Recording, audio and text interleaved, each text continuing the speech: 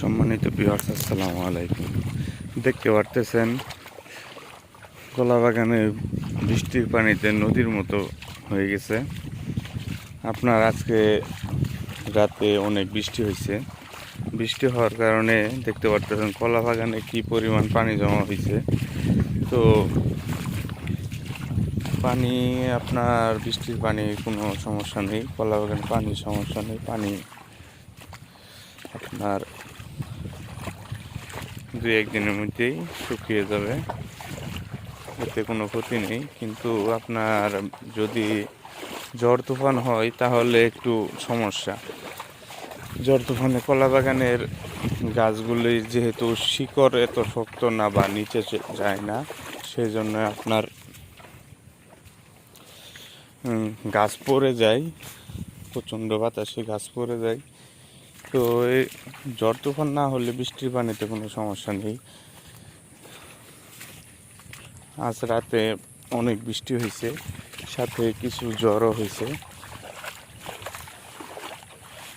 এখন এই দিক থেকে আপনার দেখতেছেন এই যে সবগুলো গাছে জমিনে পানি জমে গেছে। আবার এই যে এই জমিটাতে বেশি পানি আটকে নেই। যেগুলো জমিনে পানি আটকে গেছে, তো সেগুলো পানি নিরসন করতে হবে। পানি নিরসন না করলে শিকড়ে পচন ধরবে, বেশি দিন পানি রাখা যাবে না। এইদিকে এই ক্ষেতটা ঠিক আছে, এটাতে আপনার পানি জমাট বাঁধেনি, পানি ছেড়ে গেছে। তো যারা কলা বাগান করবেন তারা একটু সাবধানে থাকবেন, যাতে ঝড়ের সময় কলার ছড়ি না আসে। ছোটো গাছ হলে সমস্যা নাই, এই সময় ছোটো গাছ থাকলে সমস্যা নাই। আপনার যখন এই গাছগুলোতে ছড়িয়ে আসবে তখন আপনার এই ঝড় তুফান থাকবে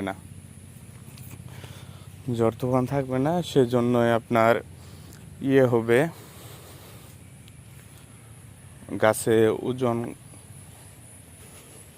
কম থাকবে, ছড়িগুলো ভালো আসবে, কোনো রিস্ক থাকবে না।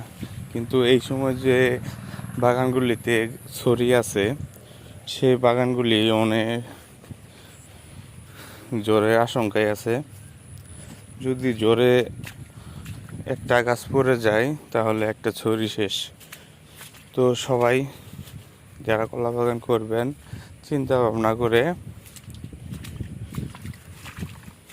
তারপর চারা রোপণ করবেন। আসসালামু আলাইকুম, সকলে ভালো থাকবেন।